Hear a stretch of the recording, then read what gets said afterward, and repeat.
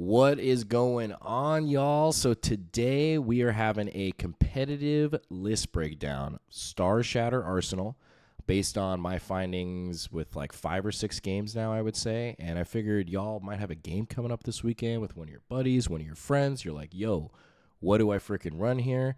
And I'm here to tell you I got you, okay? Or at least help point you in the right direction based on what I have played so far. And spoiler alert, we know Starshatter is good.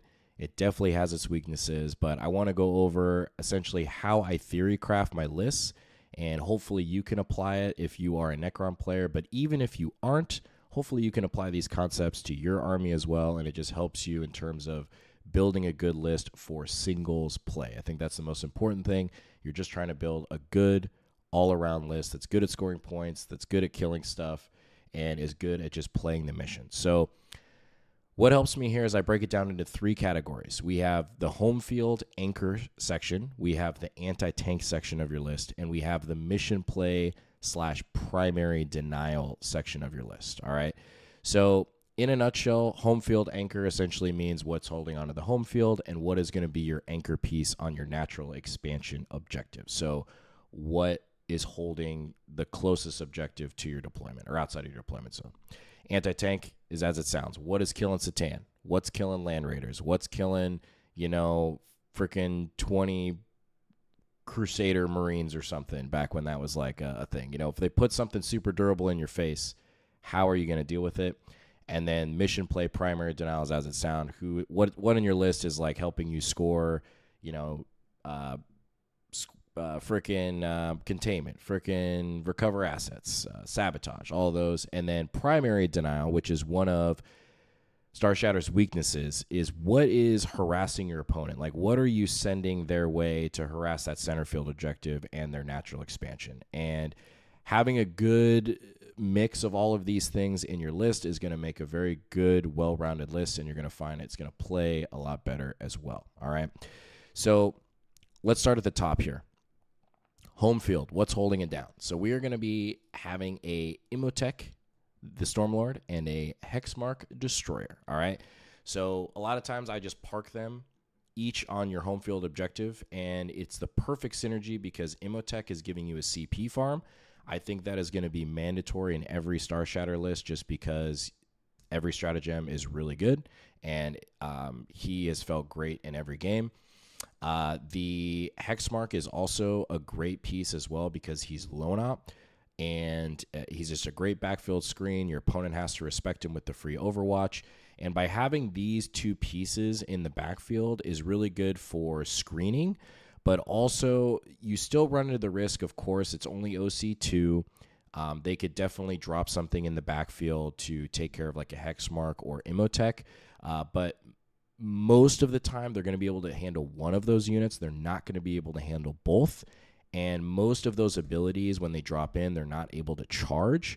So you're still going to have at least one unit on the objective that they can't interact with and still hold your primary going into your turn. And you don't really want to have too many points on your home field because obviously you want that forward board presence. So this has felt like a really good combo so far, has worked really well for me.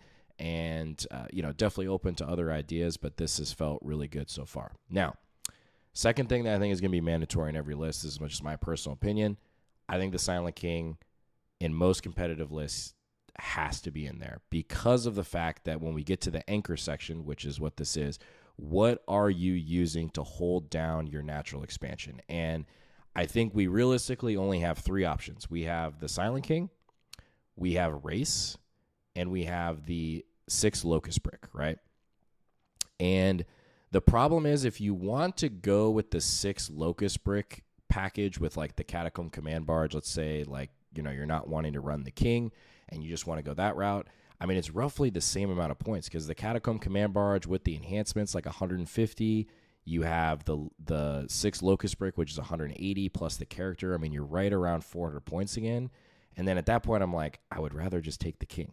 Like, I mean, he just kind of fulfills all of these roles, which is what we're going to talk about here. So I think the King is going to be a staple because he's the perfect anchor piece. He's OC8. He is extremely hard to kill because we are basically going to synergize a Canoptic Spider, a Canoptic Reanimator, and another Hexmark Destroyer. With the enhancement, I apologize, the enhancements aren't on here because the app is not updated yet. So the Hexmark Destroyer is running the 25-point enhancement to give the Silent King -1 damage. So he's going to be -1 damage. You have a Reanimator, and you have the Spider to give him 6 up, feel no pain, 5 up, feel no pain against mortals. It is extremely strong.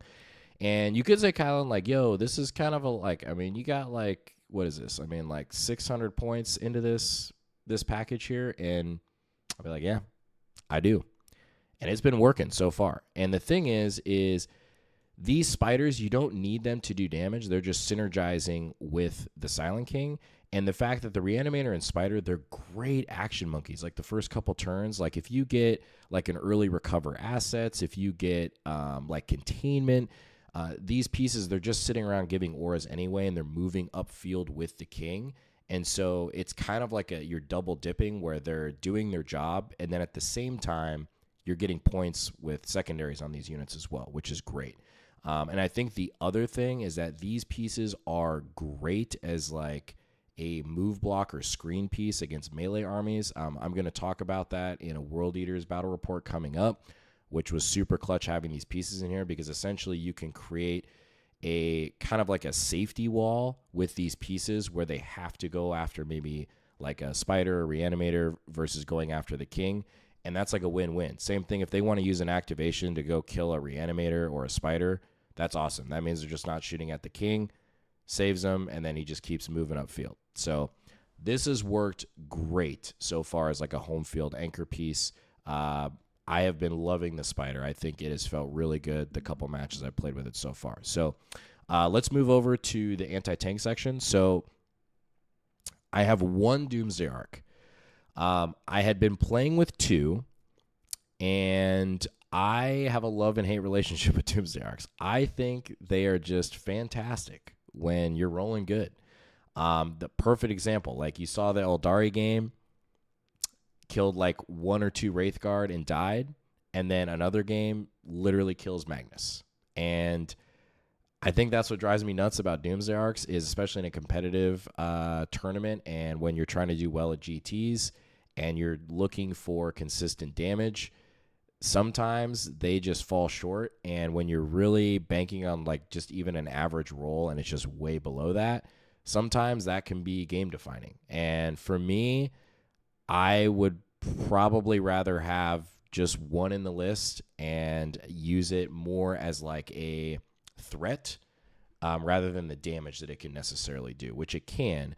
But I think a lot of times the value that comes to Doomsday Arcs is the fact that it covers the whole board and it's like, oh, okay, so like I like have to respect this piece, or your opponent has to play around it, like based on the damage that it could do, not the damage that it actually did. I think that's really where the value is. So most of the time right now, I'm going to have it played on the board.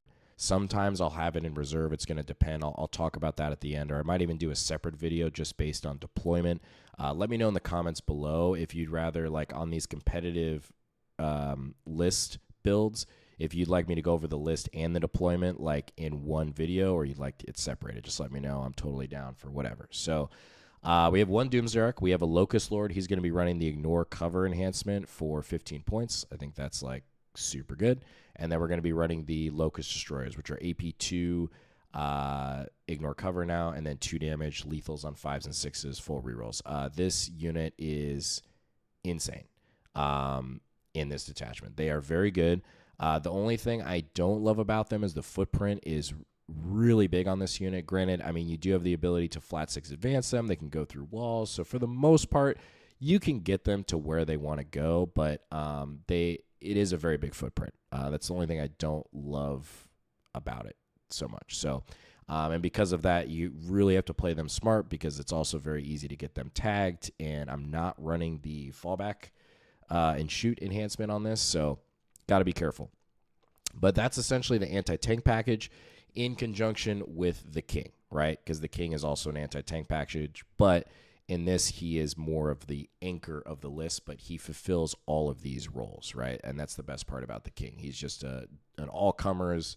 He's good with his auras, ignore mods, all that stuff. It's great. So now let's move on to the mission play and primary denial. So Flayed Ones, they should be in every list. I don't care. Like my opinion, they need to be in every list. No matter what detachment you're running. One unit, if you want to run two, I think that's great too, but they're so good for their points. 60 points, it is a steal for them, auto include. And in this detachment, it's just so gross because a lot of times they're fighting on something that has something on the objective. So now they're hitting on twos. And if they're below half strength, all of those are going to be successful hits. So it's like on average, you're getting like 36 hits through or something on a unit of 5. I mean, it's just insane. Or like 32. And then you're twin linked re-rolling wounds, and you can give them +1 to wound if you want. I mean, it's just like, oh god, the combos are just crazy. So Flayed Ones, Scorpex, same reason. They are just a great early trading piece for 90 points. They are just going to trade up in this attachment. I mean, hitting on twos, re-rolling, 7/2/2 profile, majority of things, if you pop the +1 to wound strat, you're going to be winning on twos. It's just gross. Like, I mean, if your opponent sends some out that's even fairly durable, I mean, this unit could just wreck them. And the nice part with Scorpex in this detachment versus Awakened Dynasties, you don't need to run the Scorpec Lord to get +1 to hit, because a lot of times their role is just to move up on a midfield objective. They have the 8-inch range, so they can threaten that pretty good, and just clean up whatever's on there. It's great. The only downside is they are pretty susceptible to Overwatch, so you have to watch out for that, because they are pretty squishy in certain matchups. Like T-Suns will just wreck them. Sisters, potentially, a couple other matchups. So got to watch out for that. And let's move on to Locust Heavy Destroyers. The Emetics, they're just so good. So I'm going to run a unit. I've been running a unit of 2 and a unit of 1, just to have more action. I think the biggest thing is thinking about this list is a lot of times you want to put yourself in a position where you can kill a unit just enough, but not overkill it, right? So a lot of times, you have opponents that are putting cheap stuff on objectives the first couple turns. You're playing that skirmish game, right? So having the unit of 2 and the unit of 1, it gives you flexibility to read your opponent's list a little bit beforehand, in terms of like, all right, if they have like Poxwalkers are sending out, or like, Jackals or something like that, GSC, right? A lot of times you can put this unit of 2 in reserve in that type of matchup and just have this unit of 1 on the board, because with this unit of 1 and then the conjunction with the Silent King's indirect on the first turn, a lot of times that's enough to just kill whatever unit is on the objective, because that one Locust Destroyer is going to get 12 shots hitting on twos. Most are going to go through because it's sustained 1. And then you're usually, most things in the early game, you're wounding on 3s, if not 2s, and then re-rolling 1s because it's not hitting a vehicle, and then the King fires. So it's just a really good synergy there that I found for just early primary denial and playing the skirmish game early. So going into more of the primary denial section, okay? So this is kind of like more of our mission play. This could also be mission play as well, but these pieces are really in the list for primary denial, which is something that Starshatter really struggles with. Which maybe you've already found out in your games, but I really like the Stalkers in this list. It's felt really good, and I think leaned into how I like playing Starshatter. They scout 8. They're super durable. They can move block. They can screen. They can score you early secondary points. They're just great. They're OC 4, which is super good for 110 points, 3 up, 4 up. 12 wounds. I mean, giving them the combo of like, you could even blip them with a -1 damage and -1 to wound on the first turn if you want, if you feel like Silent King isn't really going to get threatened. I think they're just super good in this attachment, and they solve the problem a little bit, not guaranteed, but it forces your opponent to really commit to their natural expansion the first turn, because a lot of times what you can do is you have 1 Tomb Blade in reserve, and they have 1 Tomb Blade unit deployed. And what that gives you the ability to do is Tomb Blades are OC 6, and then the Stalker is OC 4. So depending on what you draw in the first turn or how valuable it is, like if your opponent doesn't commit something big, I mean, you could just beeline depending on what the objective is. Of course, there's variables in there, but it just gives you some extra primary denial play. There are some options with like Praetorians, Scorpex kind of, but their movement is not quite enough to harass your opponent's natural expansion. So it's really the Stalkers and the Tomb Blades and potentially Praetorians. But Praetorians, I think, are a little bit too expensive because you're talking about 100 points for that unit. And then at that point, for 10 points more, I'd rather just run the Stalker, and then it synergizes more with the stratagems as well. So I feel like that's personally what I like better. But overall, this is what I've been running currently, and it has felt really good. I think from the last time that we talked, this is obviously post points update. A lot of people were asking for like, what are you running now with the points updates? What are the changes? And this is what has felt really good. Of course, I am also theory crafting some stuff with race in conjunction with the Silent King, because there is an option where you could drop this section right here and the Hexmark Destroyer with the -1 damage, and you bring in the unit of race with the Technomancer, and you give the Technomancer the -1 damage enhancement. And then you essentially have that package roll kind of around the king, and then it gives the race the flexibility to kind of branch off if you need to, or keep them there and move up the king. But that could also be, I think, a really good combo, because race could really do some damage in this detachment with the king and the stratagems. Because if you think about it, now race in combat, they have the mortal wounds on the flyover. Don't forget about that. That is like one of the best things ever. I mean, you just 7 dice on a 4-up, you do a mortal. It's so good. 7 dice, sorry, because 6 race and the Technomancer. Then they charge in. They're going to be hitting on 3s. And then you can reroll 1s to hit and wound if you're next to the king. And +1 to wound strats. The majority of stuff in the game you're going to be wounding on 2s because they're strength 6. And then AP 1, 2 damage. It's pretty good. It's pretty good. So theory crafting some stuff about that. We'll see. The problem is you lose some anti-tank in here. But at the same time, it helps in terms of some of those not so good matchups. What I've been finding is World Eaters, not good. Blood Angels, not good. Admech, rough. Yeah. I mean, there's definitely some not so good matchups in here. I think Starshatter plays really well into, Eldari for sure. T-Suns potential. I think if you're running the Spider now, I think they play into T-Suns pretty darn well. Death Guard, I think for sure. But yeah, anyways, coming full circle overall, this is what I'm running right now. Let me know your thoughts. Let me know your opinions down below. And if you all are playing this weekend, let me know how your games went. Hope you had fun. I will be out this weekend. But other than that, appreciate you all being here. Appreciate all the support and the new subscribers.